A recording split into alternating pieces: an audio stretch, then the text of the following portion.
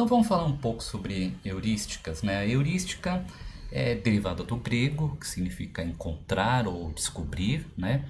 É aquela famosa frase eureka, eu descobri. E são técnicas que são utilizadas para encontrar uma solução para um problema, mas sem garantia que eu vou chegar numa solução ótima, nem mesmo um ótimo local, né? Então, ele vai encontrar uma solução que pode ser boa, mas eu não garanto nada, né? Mas pelo menos ele chega numa solução. Isso é muito aplicado em problemas que é muito difícil você encontrar uma solução, a não ser por métodos enumerativos e que levam muito tempo. Então é meio que um quebra-galho para a gente. O objetivo é conseguir um alvo imediato. Então, por exemplo, no problema das 8 rainhas, eu posso ter uma heurística que eu vou colocar a rainha da coluna I na fileira que tem o menor número de ataques.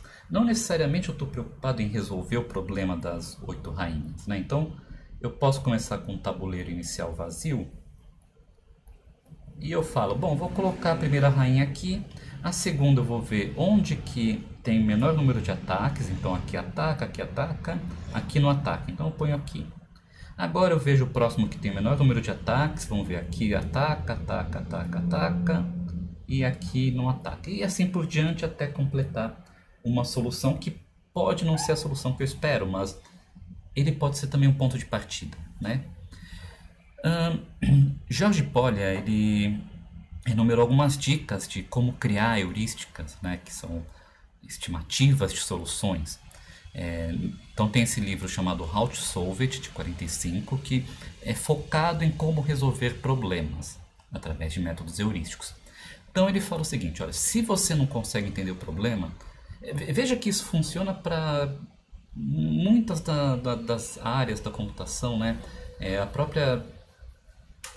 O próprio problema de você criar ou implementar um algoritmo, essas dicas podem ser úteis para vocês, né? Então, se você não consegue entender um problema, desenhe uma imagem, um diagrama que represente o problema, né? Então, por exemplo, o H-Puzzle, você pode desenhar o teu quebra-cabeça, né? Para você ter uma ideia de como resolver esse problema. Então você visualiza o problema. Se não consegue chegar do estado inicial até uma solução, você pode tentar fazer o contrário. Então eu posso partir da solução, estado final que eu quero chegar, e fazer o caminho inverso, né?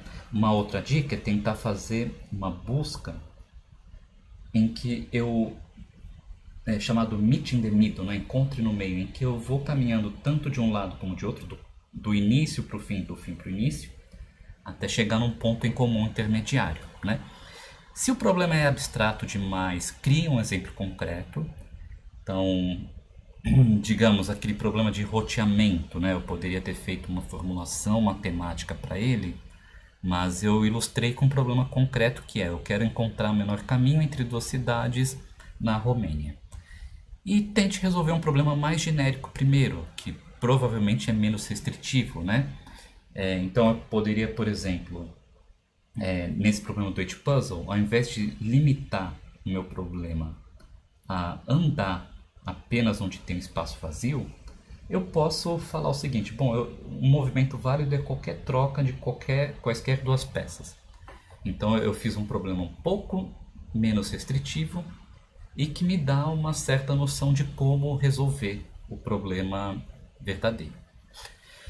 Métodos heurísticos têm essas vantagens de serem adaptáveis, né, para problemas que eu não tenho um ambiente totalmente observável, porque ele está mais preocupado em fazer uma construção passo a passo da minha solução. Então eu estou nesse estado atual, eu quero saber intuitivamente qual que é o melhor próximo passo a ser feito, não importando a solução como um todo, né?